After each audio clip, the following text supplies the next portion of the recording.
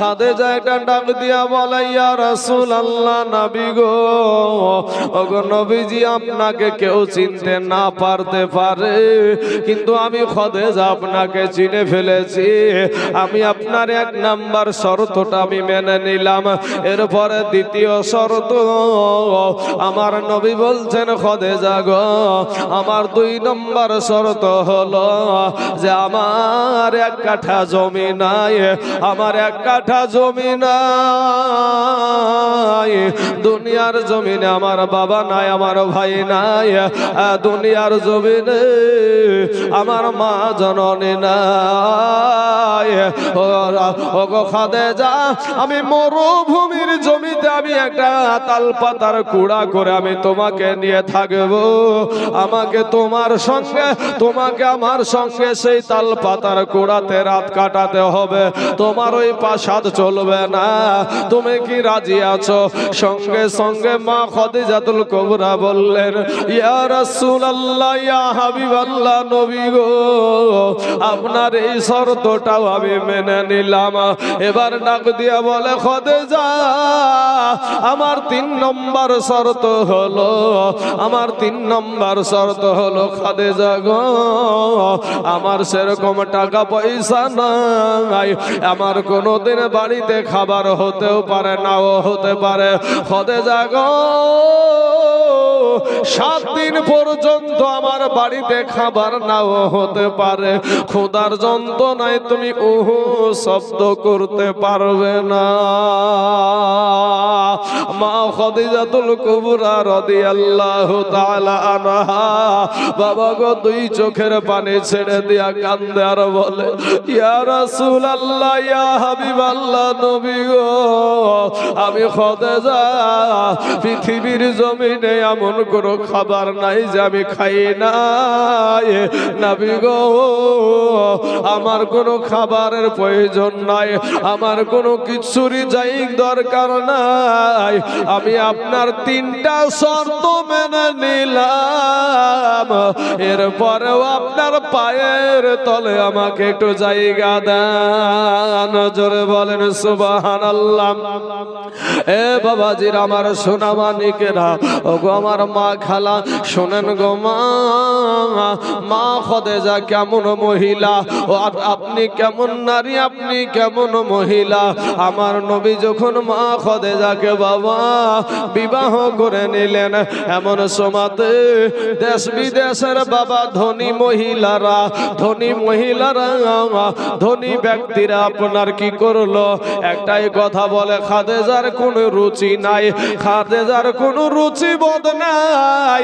একটা রাখালের মতো মানুষকে, যারা আমার নবীকে, একটা কথা মনে রাখবেন, আমার নবীকে রাখাল কথাটা কিন্তু ব্যবহার করা যাবে না। এ মুসলমান, আমার দয়ার নবী, মায়ার নবীকে রাখাল শব্দটা ব্যবহার করা যাবে না। কিন্তু কাফের বেদিনেরা এই সমস্ত ব্যবহার করতো রে বাবা। আমার নবীকে, আমার মা খাদিজাতুল কুবরাকে সবাই টিটকারি মারে যে ওই রকম একটা মা হারা, বাবা হারা, যার 1 কাঠা জমি নাই, যার ঘর বাড়ি নাই, তাকে বিবাহ করলো।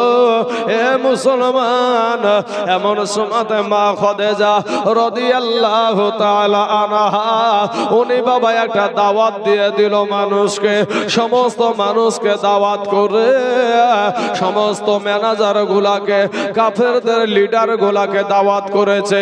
ডাক দিয়া বলে, কাফেরেরা রে, শুনে রে, তোরা আমার স্বামীকে তোরা গরিব বলে আখ্যায়িত করিস, আমার স্বামীকে তোরা গরিব বলে গালি দিস। আমি খাদিজা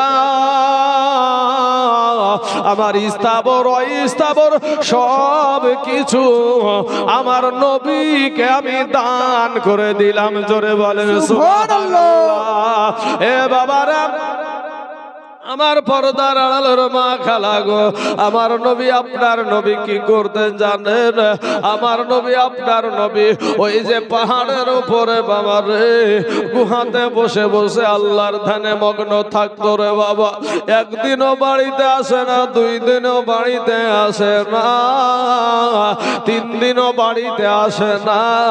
মুসলমান গো, ও গো আমার মা জননীরা শুনেন গো মা, আমার নবী যখন বাইরে থেকে বাড়িতে আসতেন দরজা থেকে যদি খাদিজা বলে ডাক দিত, কোন দিনের তরে একটা ডাকের বেশি 2টা ডাক লাগে না। এই জোরে বলেন সুবহানাল্লাহ। আমার নবী বলে খাদিজা,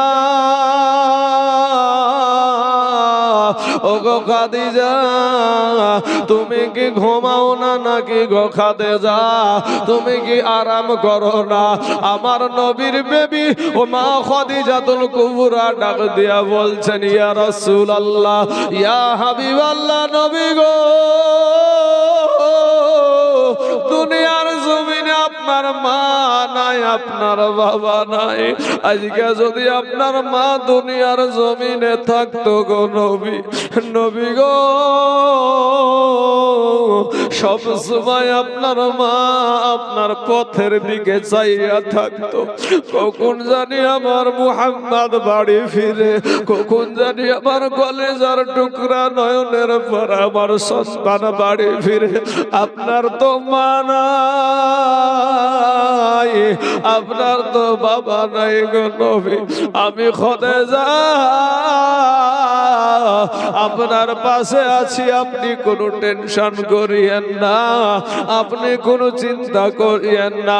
একদিন বাবা আমার নবী আল্লাহর ধ্যানে বাবা গুহাতে গিয়ে বাবা, একদিন হয়, 2 দিন হয়, 3 দিন হয়, মা খাদিজা অনেক হাজী সাহেবেরা এখানে উপস্থিত আছে বাবা গো, কালকেও ছিল আজও আছে রে বাবা। ওনাদেরকে জিজ্ঞাসা করবেন, ওই গুহাতে ভালো ভালো পুরুষেরা বাবা অত উঁচাতে উঠতে পারে না রে বাবা, অত উঁচাতে সাহস করে উঠতে পারে না। আর খাদিজা একটা বাপ, এখন তো সরকার উঠার মতন একটা ব্যবস্থা করেছে, সিঁড়ি করে দিয়েছে, তখন তো বাইরে সিঁড়ি ছিল না, তখন তার এত সুন্দর রাস্তাঘাট ছিল না। একদিন, 2 দিন, 3 দিন, 4 দিন যখন হয়ে গেছে গো বাবা, মা খাদিজাতুল কুবরা রাদিয়াল্লাহু তাআলা আনহা পাগলিনীর মতন ছুটাছুটি করে, আরে আজকে বাড়িতে এক মুঠো খাবার নাই, আজকে বাড়িতে কিনু দানা পারে নাই, কোনো খাবার নাই, আমার স্বামী গুহার ভিতরে আল্লাহর ধ্যানে পড়ে আছে, আমি আমার স্বামীর মুখে একটু পানি কি নিয়ে যেয়ে দিব, আমার স্বামীকে একটু কি খাবার দেব? এ বাবা স্বামীকে কত ভালোবাসে গো, ও মা জননীরা শুনেন গো। এমন সুমাতে মা খাদিজাতুল কুবরা রাদিয়াল্লাহু তাআলা আনহা বাবা একটা জঙ্গলার ভিতরে ঢুকেছে, জঙ্গলার ভিতরে একটা সুন্দর ফল আপনার পেয়ে ওই ফলটাকে পেড়ে নিয়া টুক টুক টুক টুক করে বাবা চলে যাচ্ছে একেবারে ওই পাহাড়ের উঁচাতে, ওই গুহাতে যাইয়া আমার নবীর জন্য বাবা ফলটা নিয়ে গেছে, কিন্তু নিজের পেটে খাবার নাই, মা খাদিজাতুল কুবরার পেটে কোনো খাবার নাই গো। আমার নবী দেখছে মা খাদিজার হাত খানা ওই ফল উঠাতে গিয়ে আপনার হাত কেটে গেছে, কিন্তু এত নবীর পাগল, এত নবীকে ভালোবাসতো গো, এমন ভাবে রক্ত বের হয়, নবীর প্রেমে রক্ত শরীর দিয়া বের হয়, কিন্তু মা খাদিজা টের পাই না। জোরে বলেন সুবহানাল্লাহ। আমার নবীজির ছোট বিবির নাম হলো হযরত মা আয়েশা সিদ্দিকা রাদিয়াল্লাহু তাআলা আনহা। উনি বলছেন যে ইউসুফ নবীকে দেখে, ইউসুফ নবীকে দেখে বাবা 40 জন নারী আপনার কি করেছিল, ইউসুফ নবীর চেহারা দেখে মা জুলাইখা করেছিল কি, আপনারা একটা করে হাতে আপেল দিয়েছিল রে বাবা, আর একটা করে ছুরি দিয়েছিল, চাকু দিয়েছিল, আর বলেছিল তোমরা ইউসুফকে দেখবা আর এই আপেলটা তোমরা কাটবা। আপেল কাটা তো দূরের কথা রে বাবা, ইউসুফ নবীর চেহারার ঝলকে এক নজর দেখে তারা বাবা ওই আপেল কেটে হাত কেটে ফেলেছিল, টের পেয়েছিল না।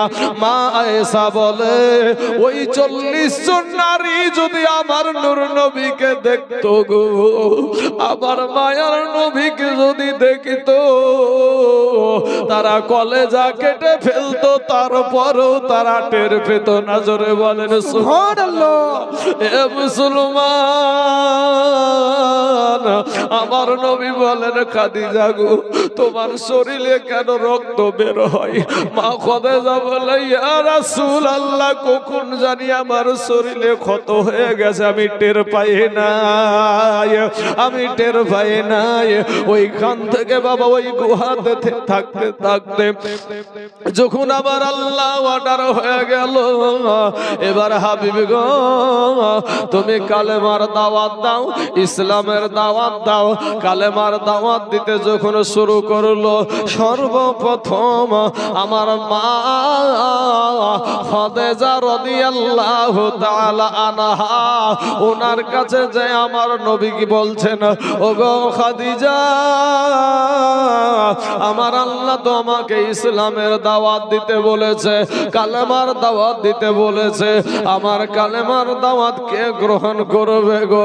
মা খাদিজাতুল কুবরা বলে ইয়া রাসূলুল্লাহ, ইয়া হাবিবাল্লাহ, নবী গো, ওগো নবীজি, পৃথিবীর মধ্যে যে কেউ কালেমা পড়ুক নি না পড়ুক, আমাকে এখনই আপনি কালেমা পড়ে মুসলমান বানায়া না। সুবহানাল্লাহ, সুবহানাল্লাহ। তাই সর্বপ্রথম বাবাজি মা খাদিজাতুল কুবরা কালেমা পড়ে মুসলমান হয়ে গিয়েছিলেন। এ মুসলমান, এগো আমার মা খালারা শুনেন গো, আমার দয়ার নবী মায়ার নবী যখন দাওয়াত দিতে শুরু করলো, নবী যখন বাবাজি নামাজ পড়তে শুরু করে দিল, এমত অবস্থায় ওই কাফের বেদিনদের অত্যাচার শুরু হয়ে গেল। এ বাবা রে, নবীর প্রেমে হযরতে সুমাইয়া যখন পাগল পারা হয়ে গেল, কাফেরদের অত্যাচার শুরু হয়ে গেল, নবী যখন কালেমার দাওয়াত দেয়, নবীকে পাথর মেরে আঘাত করে দেয়। সবচাইতে বেশি বাবা তাইফের ময়দানে যখন আমার দয়ার নবী গিয়াছিল গো,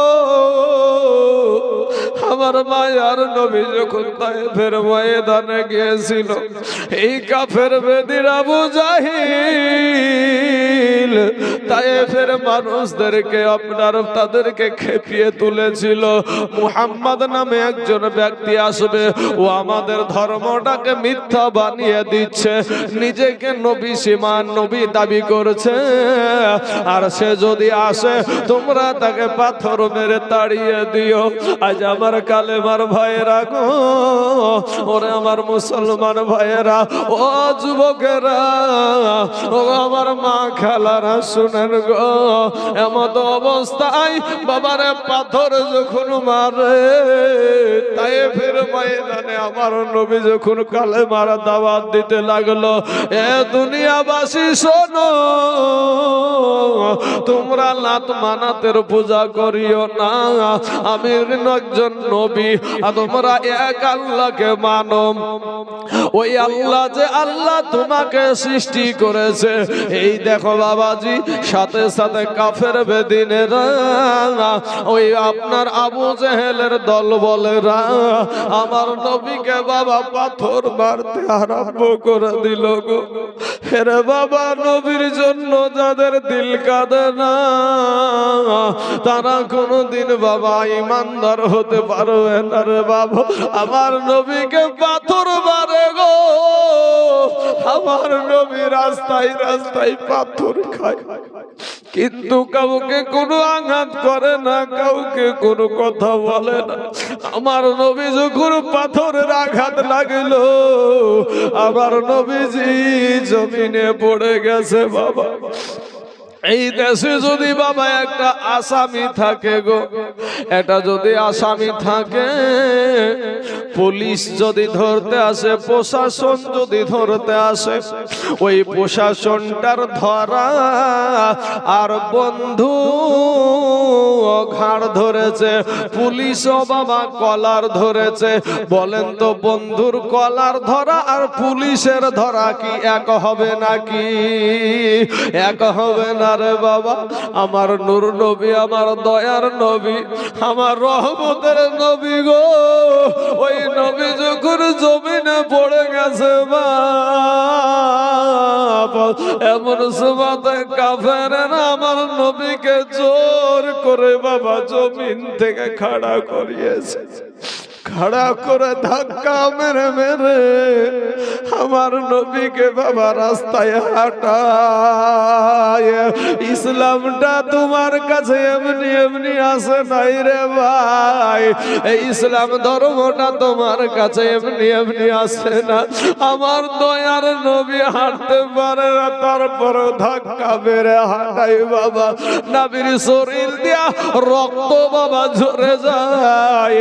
আল্লাহর ফারিস্তারা কাঁদে গো, আল্লাহর ফারিস্তারা কাঁদে। এবার বাবা নবী আবার দ্বিতীয়বার যখন রাস্তায় হাঁটছে, রাস্তায় হাঁটছে, তখন বাবা আবার কাফের বেদিনেরা পাথর মারতে শুরু করেছে।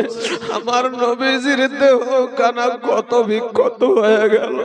নবীজির শরীর মুবারক দিয়া বাবা রক্ত বেয়ে বেয়ে বেয়ে পড়তাছে। নবীজির জুতার সাথে বাবরে নবীজির তালু মুবারক লেগে গেছে আঠা হয়ে। নবী আমার দ্বিতীয়বার জমিনের বুকে পড়ে গেছে গো আব্বাজান। দ্বিতীয়বার যখন আমার নবী জমিনে পড়ে গেছে, ওই কাফেরদের মনে কোনো দয়া ছিল না, মায়া ছিল না গো। ওই কাফেরদের মনে কোন রকমের দয়া মায়া ছিল না বাবা। আবার নবীকে উঠাইয়া ধাক্কা মেরে মেরে মেরে মেরে হাঁটাইতেছে বাবা। আমার নবী যখন জমিনে বেহুশ হয়ে তৃতীয়বার পড়ে গেল, তৃতীয়বার যখন জমিনে পড়ে গেল, আমার নূর নবী দয়ার নবী বাবা বেহুশ হয়ে গেছে, আর তার জ্ঞান নাই গো বাবা। এমত অবস্থায় ওইখানে বাবাজি আমার নবীকে ফেলে রেখে চলে গেল ওই খেজুরের বাগানে। আবু আকাশ নামে একজন ব্যক্তি ছিল গো, ওই ব্যক্তিটা আমার নূর নবী আমার দয়ার নবীকে এক গিলাস মতন শরবত, এক গিলাস মতো পানি পান করাইলেন। নবীর হুঁশ ফিরে গেল। নবী ডাক দিয়া বলে, তুমি ঈসা নবীর জামানার মানুষ। জোরে বলেন সুবহানাল্লাহ। কারণ এক নবী আর এক নবীর খবর জানে গো, এক নবী আর এক নবীর খবর জানে। আমার নবী যখন চলে আসছে বাড়িতে বাবা, বেটা মা নবীজির বিটিগুলা, নবীজির বিটিগুলা বাবা আব্বুর দিকে তাকায়া আছে। আমার আব্বু কেন আসে না বাবা গো? দেখে নবীজির সারা শরীরটা রক্তে লাল হয়ে গেছে। ডাক দিয়া বলে, তোমরা কারা গো? আমার আব্বুকে তোমরা এইভাবে মারলা, আমার আব্বুকে তোমরা এইভাবে মারলা। আজ কোন নবীর জীবনী শুনবার বাবা? আমার নবীর আদর্শ কত সুন্দর গো বাবা। একদিন আমার দয়ার নবী মায়ার নবী একটা খোলা ময়দানে বাবা গো নামাজ পড়তাছে রে বাবা। এটা খোলা ময়দানে নামাজ পড়ছে জঙ্গলার পাশে। আর আমার নবী যখন সেজদায় যাবে রে বাবা, এমত অবস্থায় কাফের বেদিন আবু জাহিল পাথে একটা পাথর, হাতে একটা পাথর নিয়া আমার নবীজি সেজদায় চলে গেছে। যেই নবীর মা ছিল না, বাবা ছিল না, আমাদের জন্য কান্ত গো। নবী আমার গুহার ভিতরে কান্দে, রব্বি হাবলি উম্মতি। আমার নবী জঙ্গলাই বসে বসে কান্দে, রব্বি হাবলি উম্মতি। এ মুসলমান, আপনি আমি আজকে নবীর কথা শুনতি, কিন্তু আপনার আমার জন্য 1400 বছর আগে আমাদের নবী আমাদের জন্য চোখের পানি ফেলে ফেলে কেঁদেছে রে যুবক ভাইয়েরা। সেই নবীকে মুহাব্বত করতে আমরা পারি না রে ভাই, সেই নবীকে ভালোবাসতে আমরা পারি না রে যুবক। এ মুসলমান, আমার নবী সেজদা থেকে মাথা উঠাতে যাচ্ছে, এমন সময়তে ওই কাফের বেদিন আবু জাহিল এটা পাথর বাবা আমার নবীকে নিশানা করে বেড়ে দিয়েছে। যখন বাবা ওই কাফো পাথরটা এসে নবী সেজদা থেকে উঠছে, লাগবি তো লাগ, আমার দয়ার নবীজির কপাল মুবারকে লেগে গেছে। এই কপালটা ফেটে বাবা রক্ত বের হতে গেছে। আমার নূর নবী গো সাথে সাথে কপালটা চেপে ধরে ডানে তাকায়, বামে তাকায়, সামনে তাকায়, পিছনে তাকায়, আর ডাক দেয়, তোমরা কারা গো? আমাকে তোমরা এইভাবে মারলা, আমি তো কারো অন্যায় করিনি, আমি তো কাউকে কোনো আঘাত দিই না, আমি তো কারো আমানতের খেয়ানত করি না, কেন গো তোমরা আমাকে এইভাবে মারলা? এরে বাবা, ও সোনার যুবকের আমার মা খালা গো, আমার দয়ার নবী মায়ার নবীর কপাল খানা এইভাবে চেপে আছে, ধরে আছে, রক্ত বেয়ে বেয়ে বেয়ে বেয়ে পড়ছে বাবা। তাকায়া দেখে একটা গাছার আড়াল থেকে ওই কাফের বেদিন আবু জাহিল বাবা খিল খিল খিল খিল করে হাসতাছে। আর আমার এতিম নবী বলছেন, চাচা গো, ও গো চাচা, আপনি তো জানেন আমার মা নাই, আমার বাবা নাই। চাচা গো, আপনি তো জানেন আমার মা নাই। ও গো চাচা, আপনি তো জানেন আমার আব্বা নাই।